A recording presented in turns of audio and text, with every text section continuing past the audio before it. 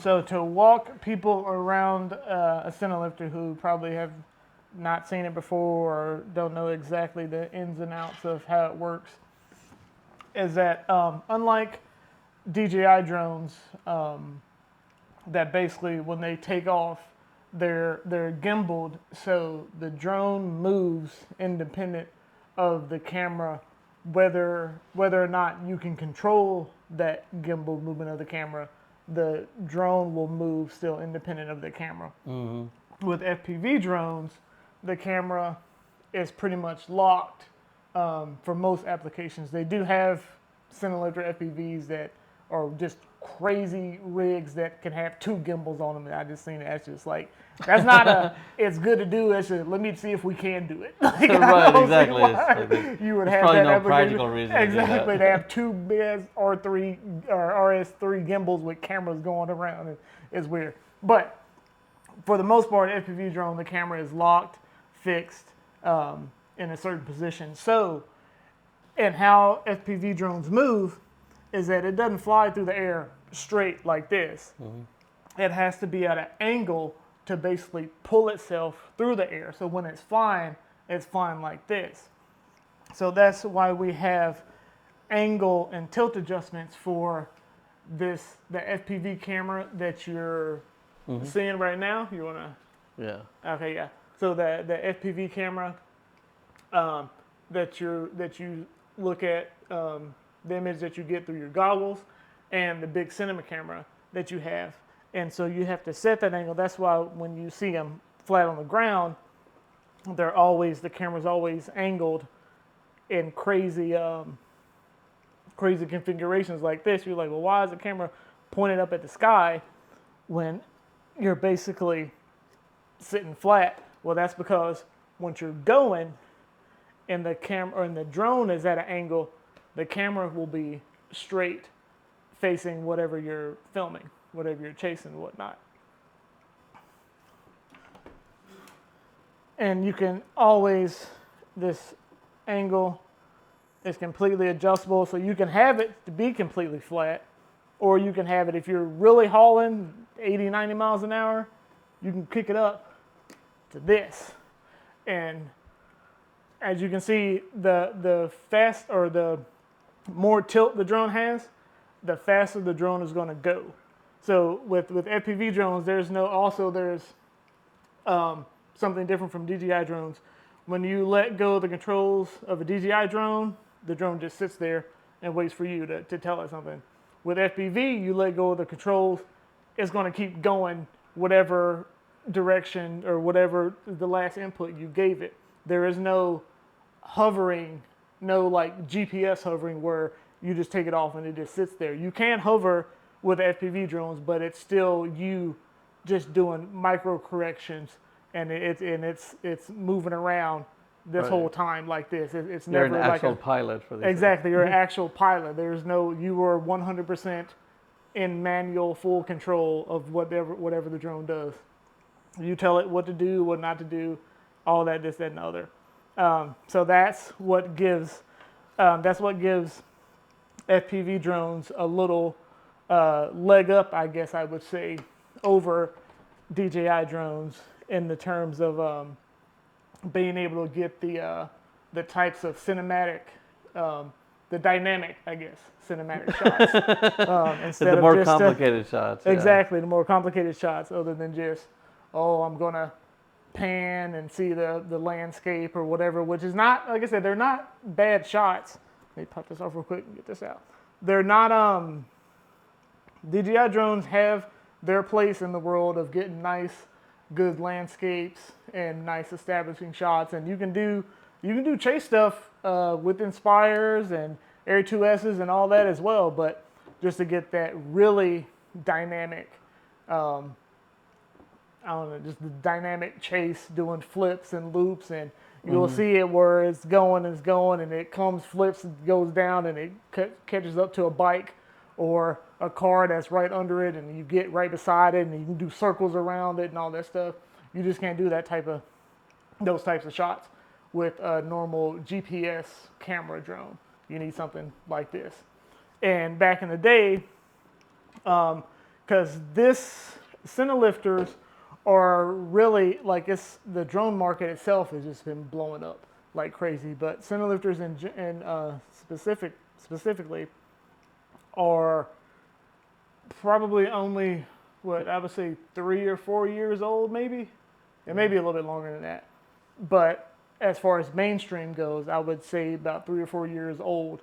Because before this, people were putting GoPros on their drones to get, putting GoPros. This is the new latest Hero 11 Mini, which also is amazing. GoPro, again, they're stepping up their game too, because that camera has 10-bit color.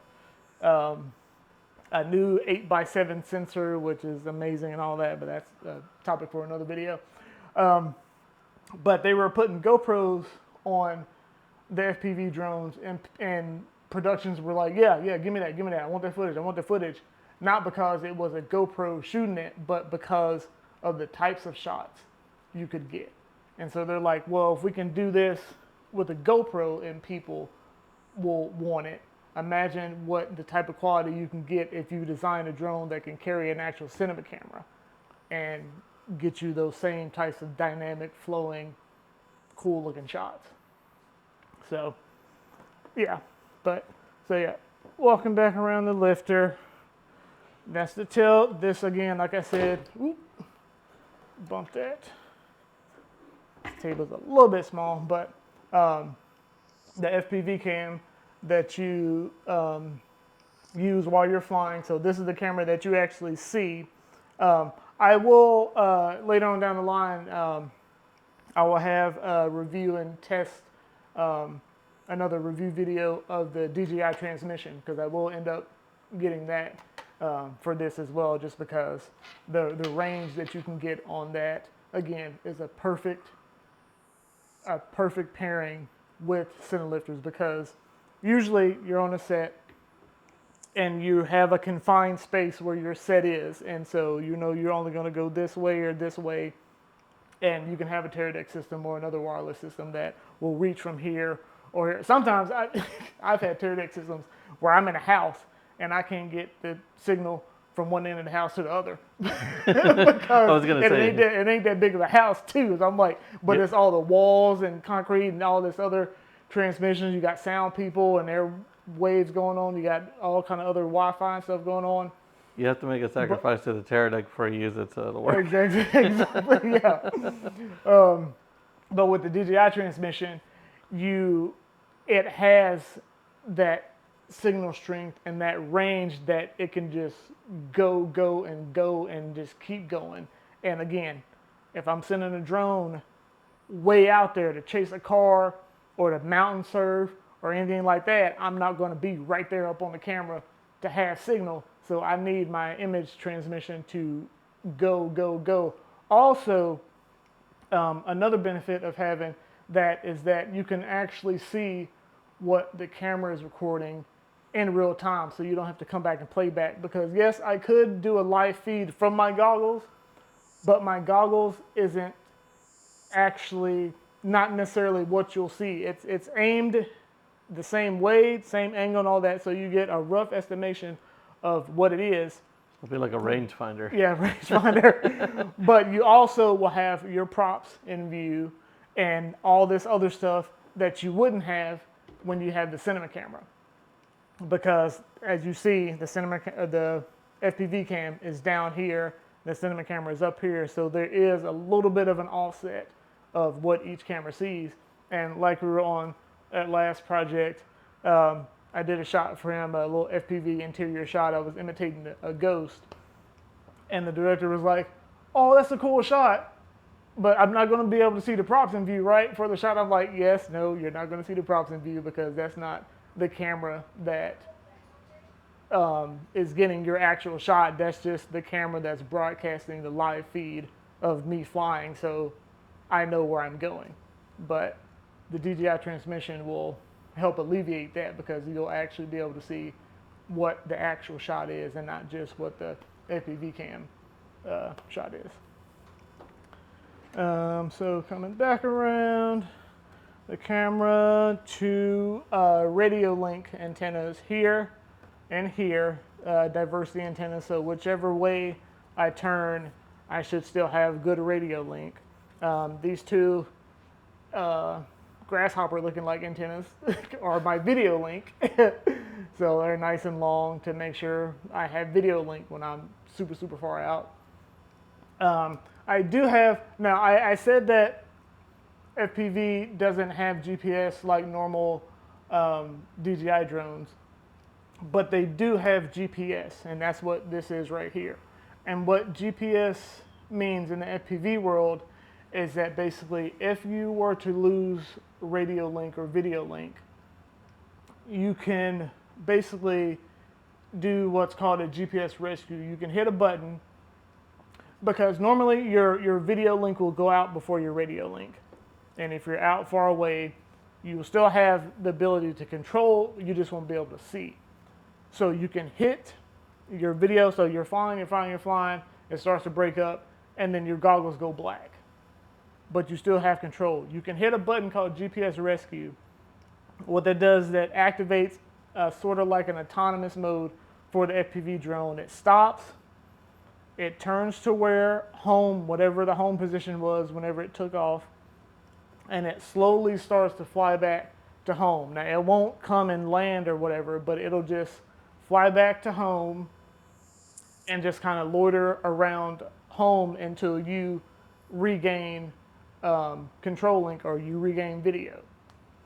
And that's pretty much like what, I guess that's pretty much all you would want it to do, because if you hit it right at the time you lose video, it should be a couple seconds, and then your video should come back, and then you can come out of GPS Rescue, regain control, and come back, continue your flight, or come back home and change batteries or replan your flight or whatever.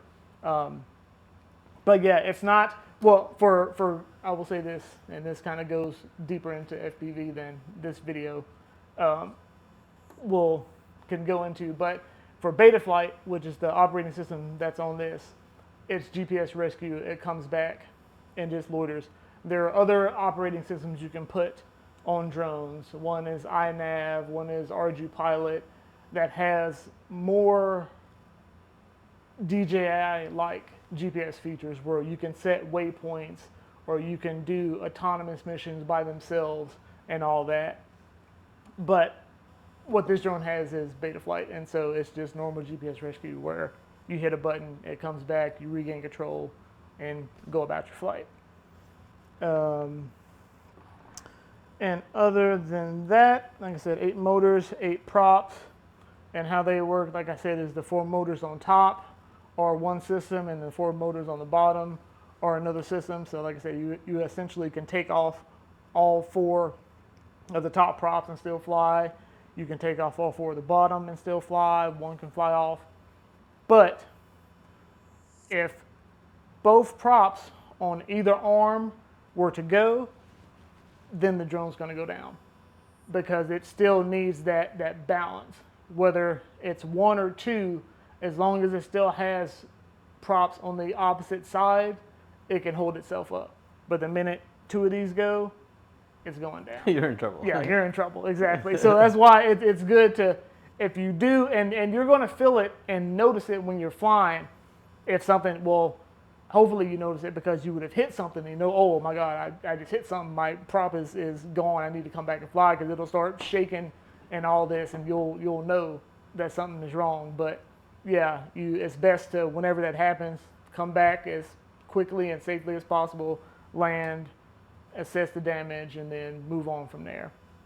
But it's nice that, like I said, we have redundancy systems like a GPS, like 8 motors and props, that when you're carrying something this expensive, that you have fail-safes to not be like, oh, well, there's gone. Let's go buy another one because I just dropped that one in the ocean, or I just dropped it on the side of a mountain and there's no way to get it. So yeah. Other than that, this is basically how I will, 9 times out of 10, how I will fly it. I may do 1 or 2 just to test with the monitor mounted on here on the back, just to have a quick quick access to. Well, actually, no, I don't need to do that because I think Sony has An app. an app that I can wirelessly monitor and all that, yeah. and change settings and all that stuff. So actually, yeah, I reminded myself that I need to I need to download that app and see how that works. Didn't hear good reviews about it, but we'll see. You know, Yeah, how, the one how for the reviews can FX3 go. is pretty decent, It's but pretty decent. it's not great, but it's decent. But I'm curious to see what you think of that one. Yeah. Okay.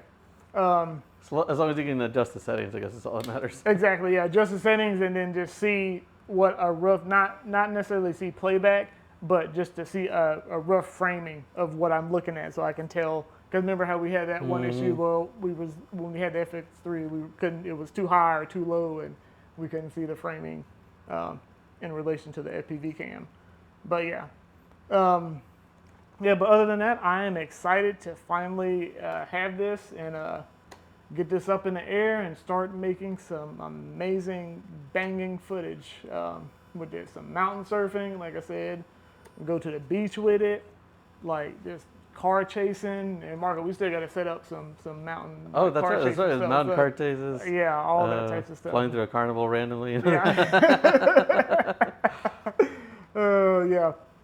But yeah, I'm glad to finally get my hands on this, and I will definitely be pouring through all the settings and tweaking it out to just the way I like it and what my needs call for when I'm on set. And yeah, we'll definitely have some follow-up videos and some test footage here coming pretty soon, just so you can know. And we'll run through, we'll do tests with like the Cinetone, S-Cinetone, the S-Gamma S-Log3, and the S-Gamma Cine S-Log3, and all that, and just let you know what the best color profiles are for fast deliveries of drone footage and all that type stuff. Yeah, sometimes, depending on what your client wants. Yeah. Yeah, exactly. Depending on what. Sometimes it's a nice. They want a quick turnaround of drone footage. Other times it's on a movie and they've got months to edit. So, yeah. But yeah. Other than that, I'm just glad to have it, and we'll definitely have updates later on down the line. All right. All right. Anything else you want to say, Marco? No, I'm just excited to get started and see what I Oh can do. yeah, definitely. I'm definitely excited to pour through these menus just to see. Yeah, looking at all the autofocus and auto NDs and all that type stuff. All right, cool. All right. All right, peace. Oh my God, this thing is so nice. Yeah, this is nice. This is literally my first ever like cine camera that Proper camera, yeah. proper camera that I own. Like,